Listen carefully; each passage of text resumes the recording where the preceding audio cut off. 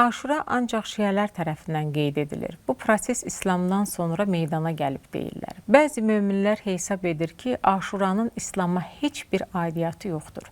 Bu fikrə münasibətiniz necədir? Əslində nə onlar, nə o birilər düz demirlər. Çünki İslama aidiyyəti olmasaydı, Aşura İslamdan qaynaqlanan bir deməli adətdir. Yəni bu şiələrin adətidir. Aşura günündə İmam Hüseynin şəhadət gününə gəlib çıxır. Mən hələ 2002-ci ildə çox zaman heç kəs onu deməmişdi. Mən televiziya çıxışında birində dedim ki, İmam Hüseyin çox rəşadətli, qoçaq bir oğlan olub, Məhəmməd Peyğəmbərin nəvəsidir.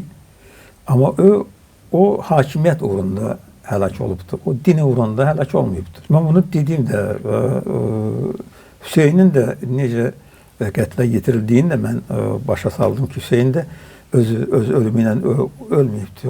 Bəli, hamısı qətlə. Onun arvadı ilə nənəsi onu deməli zəhərləyiblər, öldürüblər yavaş-yavaş. Bütün imamlarımız hamısı öldürülübdür. Bir imam yoxdur ki, onlar öz əcəli ilə ölsün. Qalanlar hamısını ölübdülər. İndi burada bir şey necədir? Dünyada bugün Müslüman aləmində cəmsi iki millət var. Bir Fars millətidir. Bu 16-cı əsrdə Şah İsmail tərəfindən şiəliyi özünün dini götürərək Fars millətini formalaşdırdı. Şiəli Fars millətinin dini olandan sonra İslamda ümumiyyətlə din yoxdur. İnsanda ümmətdir.